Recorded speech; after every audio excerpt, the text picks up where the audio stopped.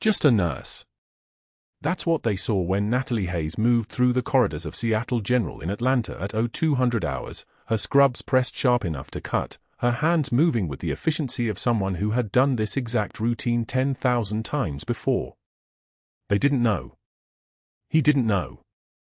They had no idea that the woman sanitizing the same cardiac monitor 3 times in succession had spent for clicks under enemy fire in Helm and Province carrying a bleeding colonel through a firefight while rounds punched through the dust around her boots. The unit patch sewn inside her jacket lining, faded, barely visible, held a call sign whispered through radio static, Angel 6. But that was buried now. Everything was buried now. Her Delta Force captain's insignia sat in a storage unit across town, gathering dust beside equipment she couldn't wear, a rank she couldn't claim, a history she couldn't speak. Here at Seattle General, she was simply the night shift nurse with tired eyes and a talent for documentation that made the administration quietly irritated.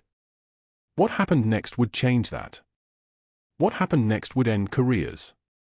The hospital smelled like antiseptic and old coffee and something else Natalie couldn't name, the copper-thin scent of fear that lived in every emergency room, no matter how bright the fluorescent lights burned. She moved through the geriatric ward at 02 for 5 hours, checking vitals on post-operative patients whose surgical record she had already cross-referenced 3 times against the billing code submitted to Medicare. Her official title was registered nurse on the night shift. Her real job was something else entirely. 18 months deep into a federal investigation, Natalie tracked Medicare fraud tied to VA kickback schemes, watching the numbers on surgical invoices that didn't match the procedures actually performed, comparing discharge codes to the actual time spent in operating rooms. The hospital administration thought she was meticulous to the point of obsession. They thought she was compulsive about charting. They had no idea she was building a case that would eventually involve the Federal Bureau of Investigation, though she didn't know that yet either. Her second laptop sat hidden in her locker behind spare scrubs and a thermos of black coffee. She had learned discretion in a different lifetime, in different uniforms, in places where being careless meant people died. Natalie pulled the unit patch toward her through the fabric of her jacket, a habit she had developed over 18 months, a nervous gesture that connected her to something she was not allowed to be. Captain Natalie Hayes, Delta Force. But not here. Not now. Here she was invisible. Here she was forgettable. Here she was exactly what the hospital needed, efficient, quiet, and completely unremarkable. Dr. Pierce arrived for his late consult at 0315 hours, his Italian shoes clicking against the linoleum with a rhythm that announced him before his presence did. The sound traveled down the corridor like a warning, like the approach of something dangerous dressed in tailored wool and arrogance. He was 47, with the kind of face that had never known hardship, the kind of hands that had never done real work, the kind of voice that carried the weight of institutional privilege the way other men carried weapons. His stethoscope was a Littmann, expensive, the kind you buy to signal status rather than function. Natalie didn't look up as he passed the nurse's station. She continued charting, her pen moving with precision, documenting each vital sign, each medication administration, each patient interaction with the kind of thoroughness that made good nurses competent and great nurses legendary. Pierce stopped. He watched her write for exactly 7 seconds before speaking.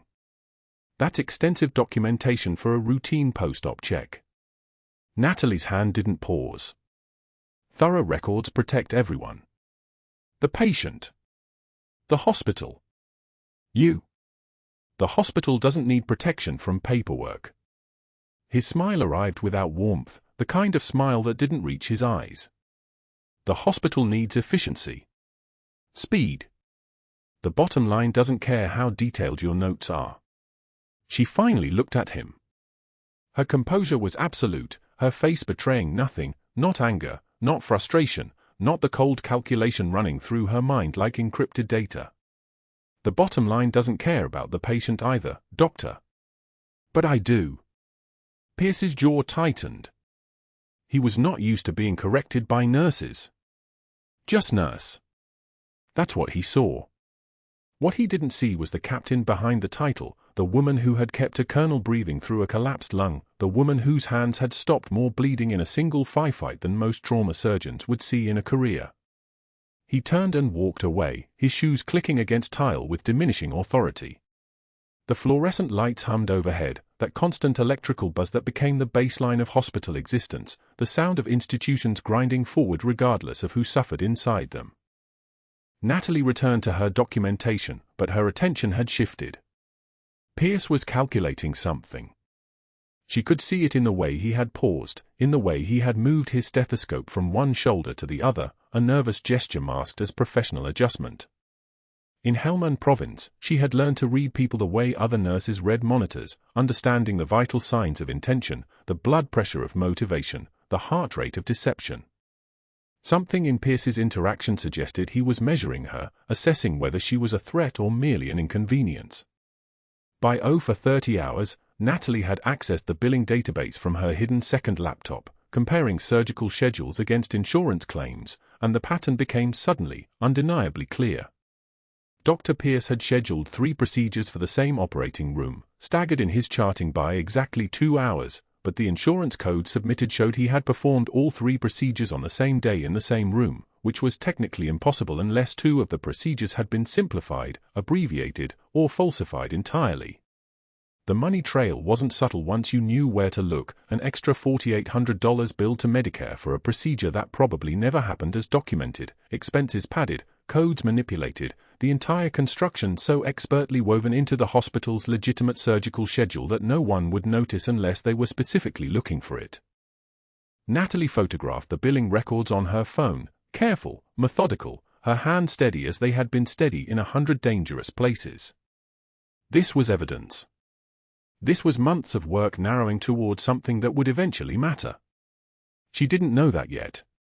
She couldn't know that what she was documenting would eventually bring federal agents into this hospital, that it would expose a network of kickbacks involving the VA and 3 separate hospitals across the Southeast, that her 18 months of patient, invisible work was about to culminate in something that would require her to finally step out of the shadows and become captain again. But first, there was the colonel. The radio crackled at 05 for 7 hours, the dispatcher's voice clear and professional. Seattle General, this is dispatch. Incoming level 1 trauma, multiple shrapnel lacerations, chest wound, vitals unstable, ETA 4 minutes. Natalie didn't move, but something inside her contracted, pulled tight like a fist closing around her heart. Shrapnel. Chest wound. Helmand Province language appearing here, in Atlanta, at dawn on what had been an ordinary night shift. She pressed her hand against the unit patch inside her jacket, steadying herself with that small contact, and something in her recognition of those words, shrapnel, chest, unstable, made her move toward the trauma bay before anyone called for her specifically. The medevac arrived at 0551 hours, the rotors beating the air with that distinctive percussion of helicopter violence, a sound that lived in her nervous system from places she couldn't speak about. The stretcher came through the trauma bay doors with 6 paramedics moving in practice synchronization, and on it lay a colonel, Delta Force. She knew it immediately from the bearing even though he was unconscious, from the tactical calluses on his hands, from something in the architecture of him that only operators carried. His chest was wrapped in emergency gauze already darkening with blood. His left side was wrapped with field dressing. His vitals were cascading downward in real time, blood pressure 92/58 and dropping, heart rate 134, oxygen saturation 89% and falling. Trauma from IED blast, the lead paramedic reported, his words clipped and efficient. Shrapnel injuries, 2 entrance wounds in the left thoracic cavity, massive bleeding. We've got 2 units of ONEG running wide open, needle decompression performed on scene. Pierce was already there, emerging from the physician's lounge with coffee still in his hand. He watched the colonel for 3 seconds, not 4, not 5, 3, and then he looked at the monitor tracking the vitals, and Natalie saw the calculation happen in his eyes. She recognized it because she had seen that exact same calculation in the billing databases, risk versus benefit, the assessment of whether this patient was worth the resources required to save him. "Get him to the recovery suite," Pierce said. His voice was casual. His voice was final. "Not the ICU. We don't have the staffing." "Doctor," the lead paramedic started, but Pierce was already walking away, already dismissing the case with the same economy of effort he used to dismiss Natalie's concerns about documentation. Resource allocation, Pierce said over his shoulder, the words hitting the air like a dismissal. We're at capacity. Recovery suite. Start with standard post-trauma protocol. The colonel was wheeled toward a shared recovery room instead of intensive care, his oxygen saturation still falling, his blood pressure still unstable, and Natalie followed, her mind running calculations that had nothing to do with nursing and everything to do with survival. She had kept people alive in worse condition. She had done it with less equipment, less staff, less support. She had done it with nothing but her hands and her refusal to accept the alternative. What she didn't know was that the colonel had her name tattooed on his forearm in block letters. What she didn't know was that he had been in Helmand Province 2 years ago when the firefight went wrong and Captain Natalie Hayes had appeared like something out of a fever dream and carried him for clicks through enemy fire with rounds tearing through the ground around them both, his blood mixing with dust and diesel exhaust and the copper taste of survival. He didn't remember her face. His morphine-clouded eyes showed no recognition. But she would remember him. She touched the unit patch again, her nervous habit, her anchor to a truth she was not allowed to claim, and the night shift continued forward, toward something neither of them could see yet, toward the moment when the quiet nurse and the bleeding colonel would collide with enough force to shatter every lie about who she was. The fluorescent lights hummed. The monitors beeped. The hours of the night stretched forward, and no one could have known that the ordinary shift was ending and something else entirely was beginning. The monitors beeped their steady rhythm as the morning shift arrived, and at 1,100 hours, Dr. Pierce stood before 12 residents in the conference room with a projector casting Natalie's charting notes across the wall in blocks of white text. His voice carried the particular contempt of a man who'd never questioned his own authority. This is what we call excessive documentation that costs this hospital money, he said, gesturing at her entries with a red laser pointer. Nurse Hayes here thinks she's writing a novel instead of patient notes. Every extra minute of charting is a minute not generating revenue. The pointer traced her handwriting, precise timestamps, clinical assessments, fluid balances, medication interactions. Every word meticulously recorded because a Delta Force colonel with shrapnel lodged between his ribs deserved someone who would remember he existed. Natalie stood in the back of the room with her arms crossed, her posture absolutely still, her face carved from stone. The residents laughed nervously. 2 board members in grey suits took notes on their tablets. One of them whispered something to the other. Pierce smiled the smile of a man who'd never met resistance he couldn't dismiss. She didn't blink. She didn't move. Her jaw tightened by perhaps half a millimeter, invisible to everyone except herself. The colonel lay in the recovery suite 3 floors above, sedated and pale, tubes running from his chest and arms like roots seeking water. At 0830 hours when they'd brought him in, Natalie had recognized him immediately, the jawline that could cut glass, the scar tissue mapping his left shoulder from a firefight in Sanjin Valley, the way he'd looked before consciousness left him. 2 years ago in Helmand Province, she'd carried him for kilometers under enemy fire, her hands applying pressure to wounds while rounds snapped overhead like angry hornets. She'd kept him breathing through a collapsed lung and a femoral artery that wanted to bleed him empty into the dust. She'd whispered numbers to him, distances to the extraction point, rounds of ammunition remaining, minutes until the Black Hawk arrived. He'd made it. They both had. And now his forearm bore her name in block letters, Hayes, a tattoo commemorating that night when she'd made a choice to save a stranger and succeeded. His morphine-clouded eyes showed no recognition of her face. That was fine. She hadn't come for gratitude. By 1400 hours, Natalie stood at the vending machines on the 2nd floor, inserting a dollar bill for coffee she didn't want, when Pierce appeared with 2 board members trailing behind him like pilot fish. She'd been waiting for this. The moment when his need to be right would outweigh his judgment. She pressed the button for black coffee. Nothing else. Pierce saw her and the smile returned, the smile of a man about to perform. Our little army nurse here has some concerns about patient placement, he announced loud enough for the entire hallway to hear. She wants the trauma case upstairs in ICU instead of recovery. Playing soldier with clinical decisions. He turned to the board members, shoulders squared. Maybe she should stick to bedpans and let the real doctors make clinical decisions. G.I. Jane here is confused about which war she's fighting. The laughter came easy. One board member actually smiled. The other one didn't, but didn't object either. Natalie collected her coffee. The cup was warm. The vending machine made a sound like a tiny metallic death rattle as it dispensed the cup. She turned to face him, and her eyes were the color of a stormy Atlantic, calm, depthless, holding information about depths he'd never fathomed. She waited 3 full seconds. The fluorescent lights above them buzzed like angry insects. Her breathing remained steady. No tremor. No flush of anger. Just a woman who'd held dying soldiers in her arms and learned that indignation was a luxury for people who hadn't already seen the worst. The difference between you and me, Dr. Pierce, is I've actually had to choose who lives when resources run out, she said. Each word carried the weight of experience, of authority that wasn't granted by a hospital ID badge but earned in blood and darkness. Then she turned and walked away, her footsteps absolutely quiet against the tile floor. She didn't look back. She didn't need to. She could feel his face turning red, could sense the calculation happening behind his eyes as he realized he'd been bested in front of the 2 people who mattered most to his career trajectory. The board members exchanged glances. Neither one looked particularly impressed with Dr. Pierce anymore.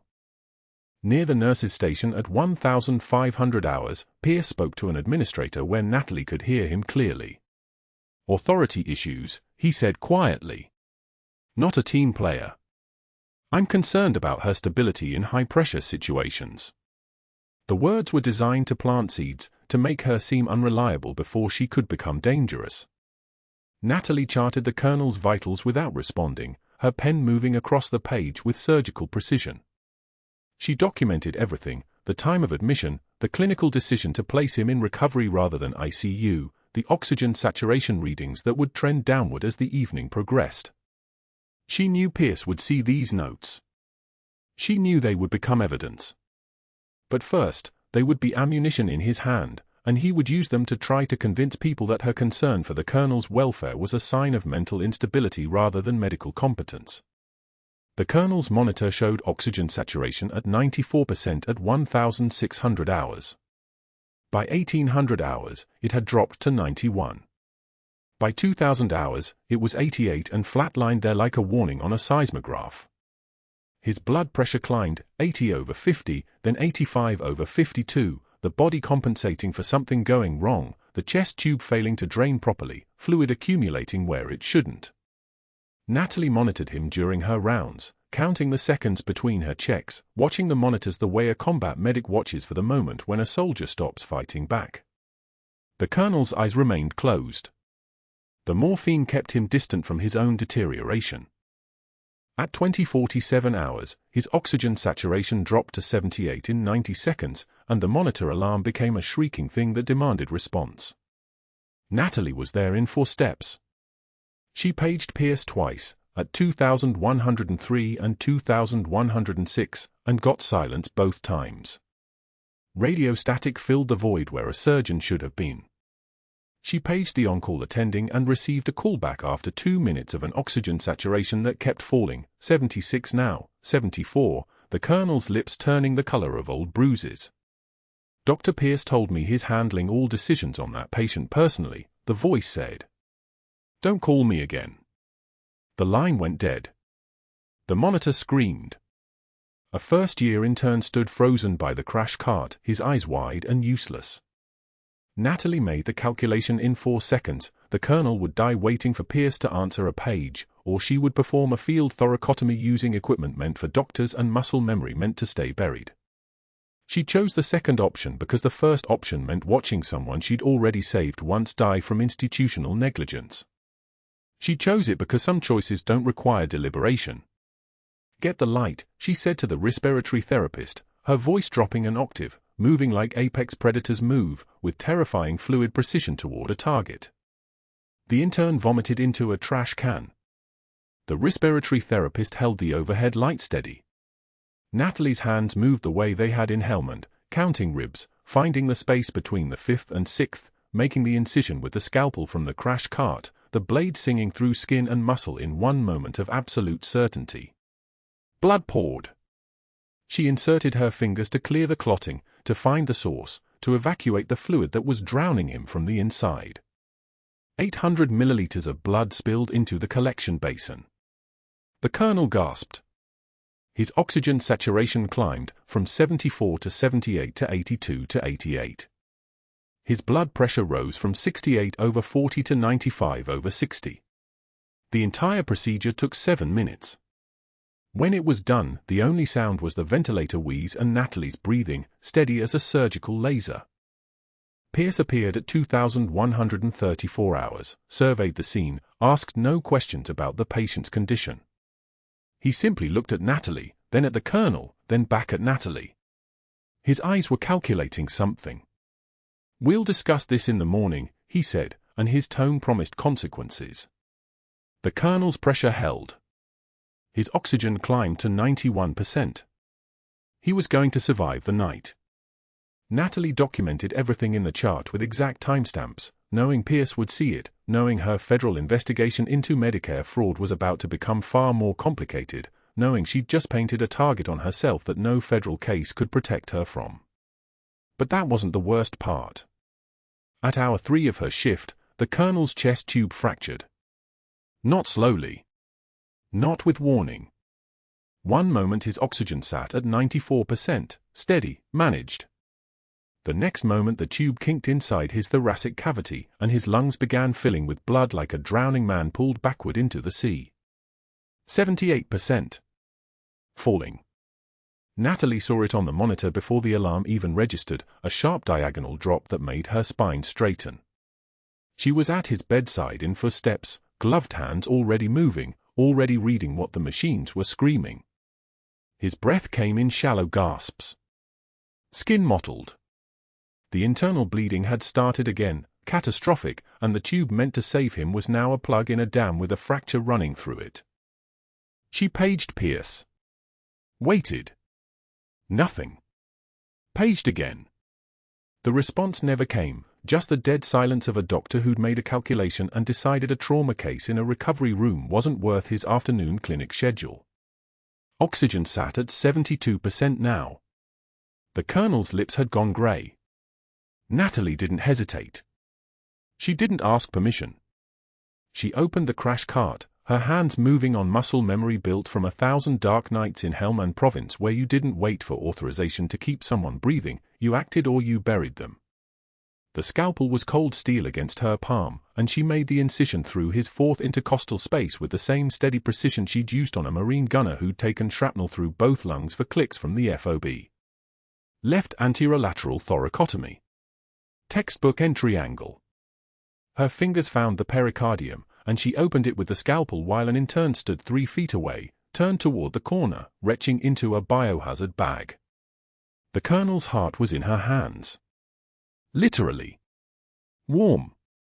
Still beating. Bleeding from a small vessel that had ruptured when the original trauma team had closed him too fast, too carelessly, too focused on billing codes and turnover time. She controlled the bleed with 2 fingers and a piece of gauze, her mind somewhere else entirely, not in this sterile recovery room but in the dust outside Sanjin Valley where a colonel had carried her out of an ambush with a collapsed lung, breathing around the tube she'd rigged from a 14-gauge needle and the plastic tubing from an 4 bag. 75% oxygen. Climbing now. 80. 85. The colonel's pupils responded to light. His heart rate steadied from 140 to 108. Sinus rhythm. Her hands were steady as surgical steel, and the intern in the corner had stopped vomiting and was now staring at her like she'd just walked back from the dead. Dr. Pierce appeared 20 minutes later. No running. No urgency. Just walked in with his hands in his white coat pockets like he was coming to check on a knee replacement, and surveyed the scene, the open chest, the blood, the colonel's vitals climbing on the monitor, Natalie's gloved hand still inside the cavity, controlling the hemorrhage with the kind of precision that came from having done it wrong exactly once and never making that mistake again. Pierce's face changed. Not with relief. With calculation. with the look of a man who had just realized that Natalie Hayes had not only disobeyed him but had succeeded in front of 3 nursing students who ducked their heads into the room to see what the commotion was about. Success that made him look negligent. Competence that made him look callous. He didn't speak for 8 seconds. The fluorescent lights buzzed overhead, and in that silence, Natalie felt the temperature of the room shift. This wasn't humiliation anymore. This was war. Get her out of that field, Pierce said to no one in particular. Resident, close. Prep for the OR. He turned and walked out without looking at the colonel again. His shoes clicked on the tile with the precision of a countdown. By noon, Natalie had been reassigned to the parking lot attendant booth. Not suspended. Not fired, that would trigger automatic reporting to the medical board. Just reassigned, pending review of unauthorized procedures. The paperwork cited her lack of surgical credential, her apparent boundary violations, her unstable decision-making. Pierce had been meticulous. Clinical. Devastating. She sat in the booth watching rain hammer the asphalt in sheets while her phone rang at 1:45. Unknown number. She almost didn't answer. But the voice on the other end had the particular cadence of someone who'd been waiting for bad news and was no longer surprised by it. Her federal handler. The man coordinating the undercover investigation into Medicare fraud across the entire Seattle General system. Tell me you didn't blow your cover, he said. No greeting. No preamble. I saved his life, Natalie said. And you exposed yourself doing it. Pierce is calling the credentialing board as we speak. Claims you performed cardiac surgery outside your scope of practice. Claims you're emotionally unstable, that you had some kind of breakdown in front of staff. A pause. Did you? No. I know that. But they don't know that. And if Pierce starts looking into your background before we're ready, if he figures out you're not what you're pretending to be, he'll destroy every document in this hospital that connects him to the fraud scheme. 18 months of work. Gone. A grand jury investigation collapses. Do you understand what I'm telling you? Natalie understood. She was a liability now. Her mission was collapsing. The case she'd spent more than a year building was about to implode because she'd done the only thing she could live with. A Marine in her care had been dying, and she'd saved him. Competence. Honor. The exact same things that were about to end her career. At 2:37, a hospital IT employee appeared at the parking booth window and told her, quietly, with the kind of careful sympathy reserved for people you know are getting fired, Pierce just restricted your computer access. He told security you're not to have any login credentials. Something about patient privacy concerns. Patient privacy concerns. The phrase landed like a hammer. Without access to the hospital system, she couldn't view patient records. More importantly, she couldn't access the billing documentation she'd been collecting for the past 18 months.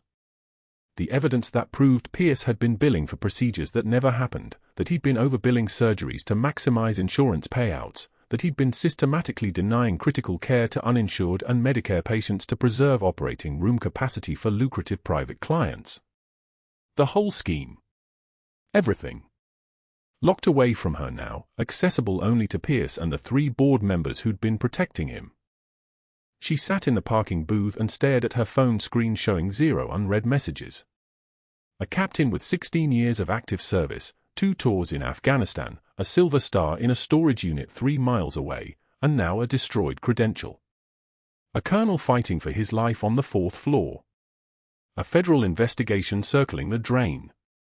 And a choice with no good answer: stay silent and watch the colonel deteriorate while Pierce buried him in deliberate neglect, or blow her cover and lose the case that was supposed to dismantle an entire criminal enterprise. At 4 o'clock, Dr. Pierce appeared at the booth window with a security escort and a termination notice. His voice was clinical.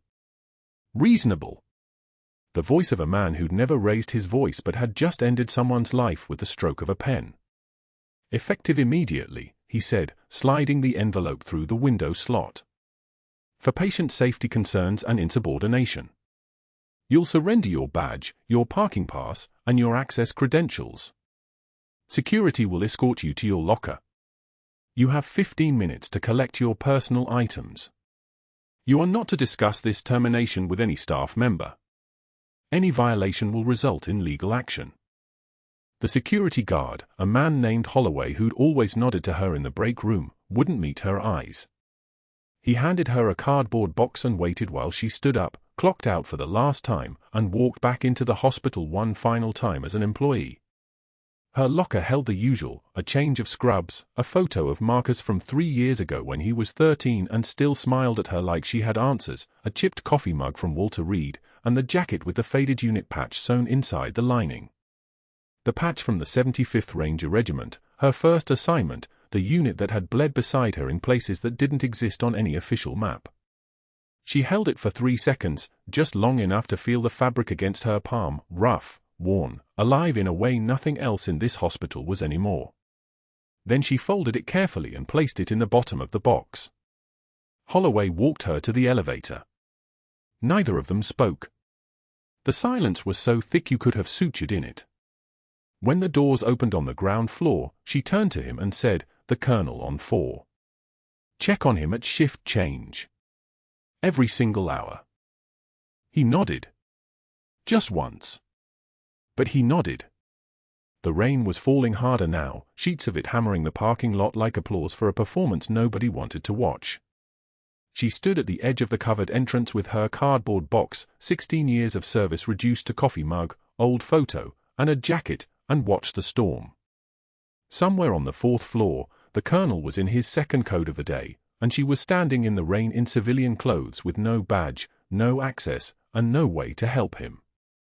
That wasn't the worst part either. The worst part was that her federal handler was right. If she went back up those stairs, if she tried to help the Colonel again, she would expose the entire undercover operation. 18 months of work. 6 weeks from a grand jury indictment.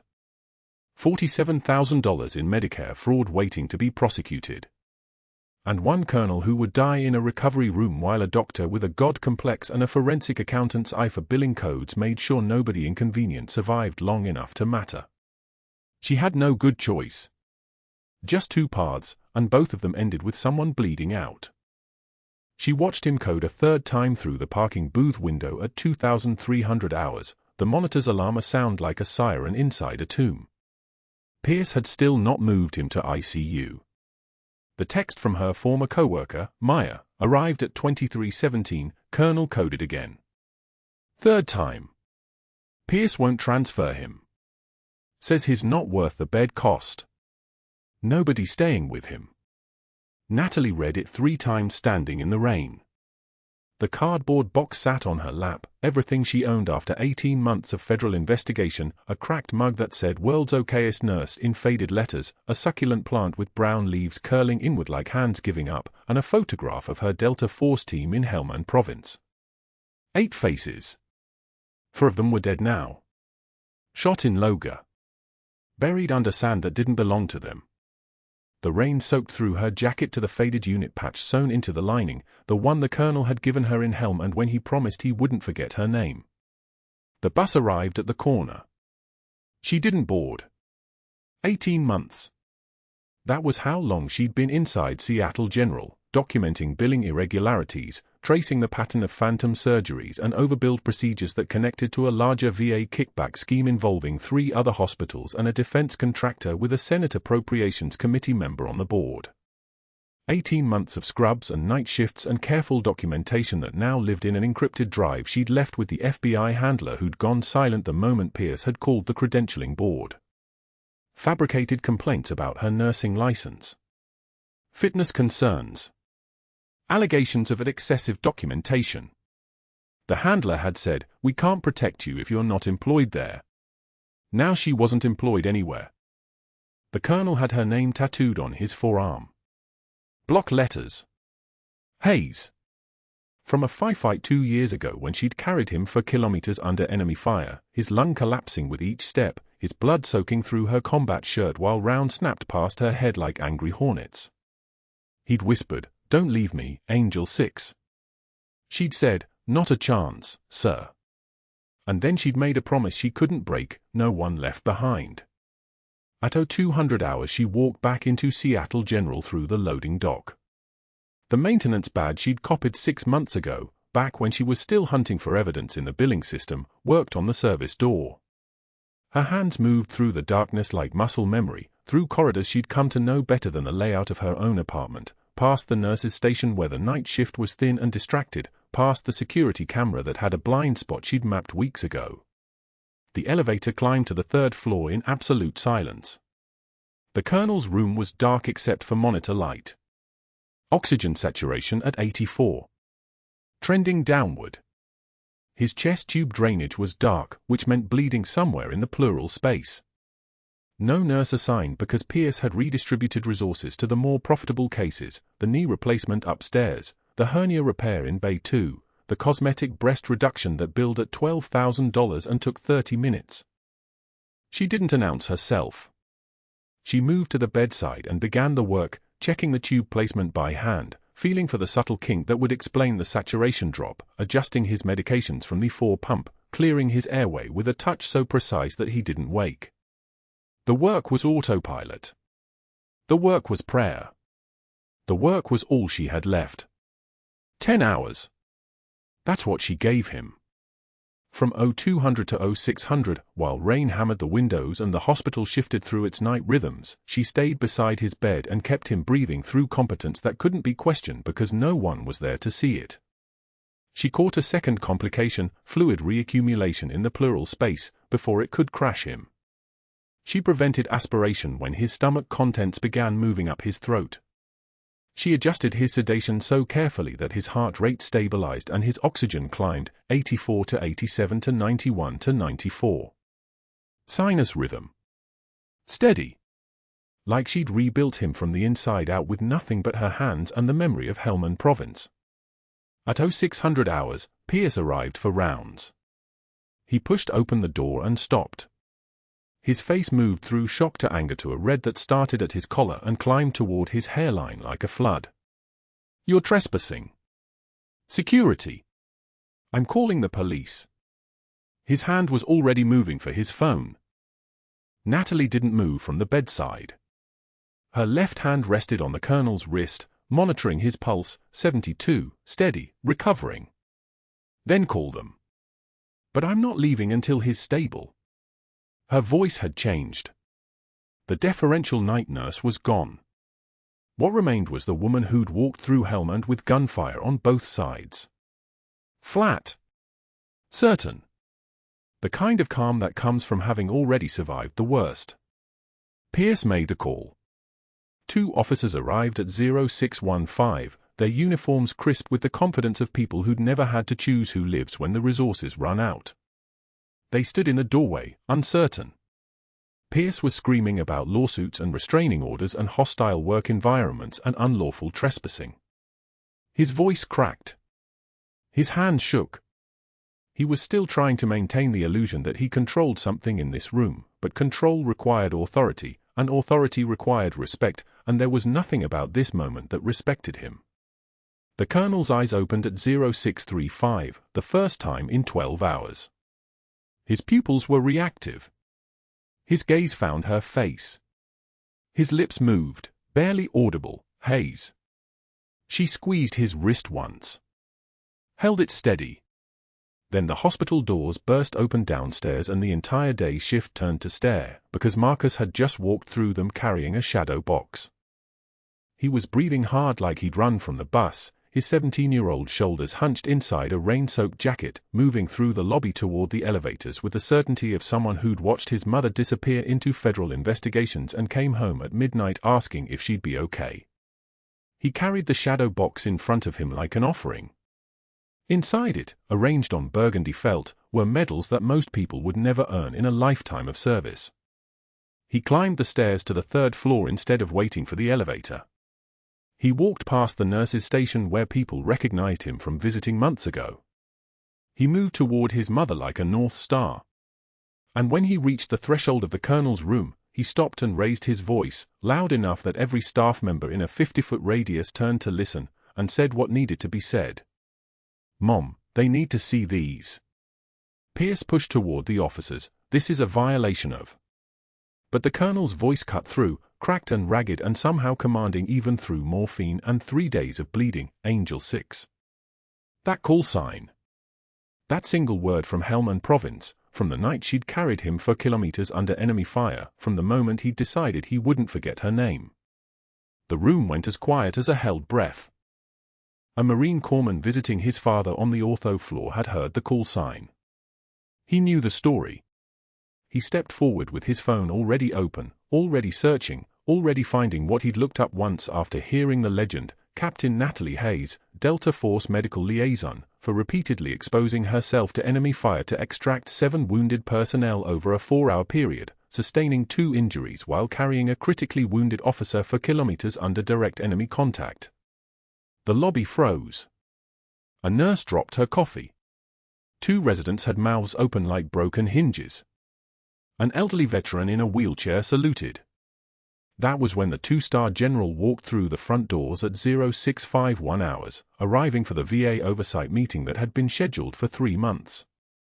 He saw the shadow box from 15 feet away. He read the ribbons the way a scholar reads ancient text. And then he rendered a salute, not to a person, but to the medals themselves, to the weight of what they represented, to the woman standing beside a hospital bed with rain still dripping from her jacket. "Captain Hayes," he said. "I didn't know you were in Atlanta." Pierce's face went white. Actually white, the color of someone watching their entire world collapse in real time. The room didn't explode. It just went still. The kind of still that comes right before everything changes. Marcus stood in the Seattle General lobby at dawn with a shadow box held like it was made of glass. 16 years old, 5'10", wearing his mother's composure like he'd inherited it in utero. The shadow box caught the fluorescent light and threw it across his face, bronze star with the V device for Valor, purple heart with 2 oak leaf clusters, combat action ribbon, all of it arranged on navy felt like evidence of a life his friends' mothers didn't have. "Mom, they need to see these." Not a question. A statement delivered at sufficient volume that the day's shift at the nurse's station stopped charting. Heads turned. 2 residents paused mid-conversation. A hospital administrator walking past the gift shop froze mid-step. Natalie stood 3 feet away, still wearing the clothes from the previous night, wrinkled scrubs, a coffee stain on the collar, her hair in a braid that had started to come loose somewhere around hour 8 of staying at the colonel's bedside. She'd come to the lobby to get him ice chips from the cafe. She wasn't prepared for her son to weaponize her entire military history in a hospital corridor. But the composure held. Her breathing stayed level. Her hands didn't move. The colonel was in a wheelchair being pushed by an orderly toward the elevators for a cardiology consult when his eyes found her. His color had returned, actual pink in his cheeks instead of the gray-white of sepsis and shock. 36 hours of proper ICU care and a surgeon who actually knew what he was doing had pulled him back from the edge of something terminal. His lungs were still working on their own. His O2 sat was climbing steadily into the mid-90s. When he saw her standing beside Marcus, something shifted in his expression. Recognition. Not the confused half-recognition of a man on morphine, but actual lucid understanding. His lips moved around a single word, spoken so quietly the orderly had to lean down to hear it. "Angel 6. The lobby stopped. Actually stopped. A woman with flowers in her hands froze mid-step. A man in a visitor's badge turned. The orderly pushing the colonel's wheelchair glanced at Natalie with the expression of someone who'd just heard something classified. "Angel 6. The call sign from Helm and Province. From a night in Sanjin Valley when the convoy got ambushed and the colonel took shrapnel through both lungs and she'd kept him breathing through a collapsed lung using a needle from her combat medical kit and pure, cold refusal to let him die. She'd carried him for clicks under fire while rounds snapped overhead like angry insects. She'd kept her hand on his chest and told him to breathe. "That's an order, Colonel," and he'd breathe because Delta operators don't argue with direct commands. He'd never forgotten. Even now, even through 2 weeks of confusion and morphine and trauma, he'd held onto that call sign like a lifeline. A Marine corpsman visiting his father on the cardiac ward noticed the shadow box in Marcus's hands. He was wearing utilities, still had dirt under his fingernails from deployment rotation. He walked over with the kind of purposeful stride that marked him as someone who recognized military insignia when he saw it. "May I?" His hand was already reaching toward the shadow box. Marcus stepped forward. Handed it over like he understood the weight of the moment. The corpsman read the citation aloud. His voice carried the formal precision of someone trained to deliver information that mattered. Captain Natalie Hayes, for repeatedly exposing herself to enemy fire to extract wounded personnel. He paused. Looked at Natalie. Looked at the colonel in the wheelchair. Read the rest. While sustaining wounds and operating under fire in Helmand Province, Captain Hayes maintained medical protocols and extracted 3 soldiers to secure locations at significant personal risk. Her actions prevented loss of life in a direct fire environment. The lobby fell silent. Not the silence of normal hospital background noise. The silence of a room that had just heard something true and understood it would change the shape of the morning. The general arrived before Pierce could react. 2-star, dress uniform, walking through the main entrance with the kind of purposeful stride that made orderlies straighten up and visitors sit taller. He was here for a 0800 VA oversight meeting, but he'd been redirected by hospital security when they realized who was standing in the lobby. Pierce appeared from the administrative corridor. He'd been waiting for the day's shift to calm down, probably rehearsing whatever HR language he'd prepared. He saw the general, saw the shadow box, saw the colonel in his wheelchair with his color back and his lungs working and his eyes clear. "This is a clear violation of," Pierce started. The general cut him off with the kind of silence that ranks carry like a physical force. "Why is a decorated combat officer being treated like a problem, Dr. Pierce?" Pierce didn't answer. He opened his mouth. Closed it. The general saluted the shadow box. Actually saluted it. His hand came up to his temple with the precision of someone who understood that respect is a choice, and he was choosing to make it in this fluorescent-lit lobby where the coffee machines hummed their mechanical hymn and a 16-year-old boy stood beside his mother like he'd finally understood why she'd worked night shifts for 18 months without explanation. That's when the Pentagon investigator walked through the doors. She was wearing a suit and carrying a folder and the kind of certainty that comes with federal authority. She addressed Natalie directly, "Captain Hayes, Special Operations Medical Liaison. We need to take your formal statement." The FBI agents arrived within the hour. 3 of them, moving with the particular confidence of people who already knew how this was going to end. They had warrants. They had emails. They had financial records and billing documentation and security footage, and most importantly, they had Pierce's own forged documents, the termination notice he'd created on his personal computer using his personal email, the fraudulent credentialing complaint he'd filed, all of it digitally timestamped and traced back to his office IP address. Pierce tried to run. Actually tried. Made it as far as the second-floor stairwell before an agent blocked the door with the kind of casual physical authority that suggested this had happened before. The handcuffs went on in front of the nursing station. Rubber ratcheting. Pierce's face went the color of old pennies. His attorney arrived 19 minutes too late. Pierce had already been advised of his rights, had already realized that his Medicare fraud scheme, his unnecessary procedures on veterans, his resource allocation decisions that prioritized surgical billing over patient care, his obstruction of a federal investigation, his witness tampering, his attempt to destroy a captain's credibility to hide his own crimes. All of it was documented, digitized, and now federal. The perp walk was recorded by local news. By noon, every station in Atlanta was running the story. Decorated Delta Force officer worked undercover as nurse. Corrupt doctor exposed. Federal fraud investigation. The headline wrote itself. Dr. Pierce's medical license was suspended pending criminal trial. The state medical board opened an ethics investigation. His attorney negotiated with federal prosecutors, but it didn't matter. They had 17 years' worth of billing anomalies, 14 counts of Medicare fraud, documentation of deliberately delaying response to patient codes to maintain his surgical schedule, emails where he'd explicitly discussed resource allocation concerns that translated to cost-benefit analysis on veteran lives. The colonel was moved to proper ICU care. Within 72 hours, his O2 saturation stabilized at 96%. His chest tube drained clear.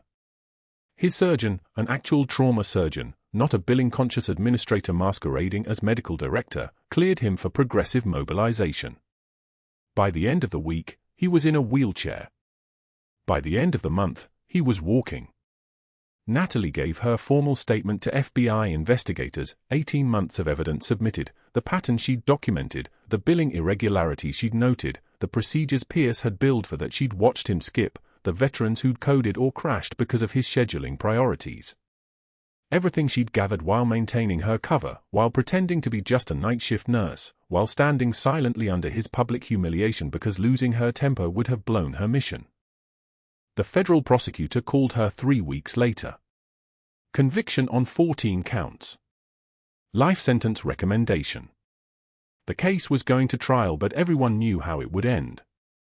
6 months later, in the autumn light at Walter Reed Medical Center in dress uniform, Natalie stood beside the colonel while a band played something formal and impressive.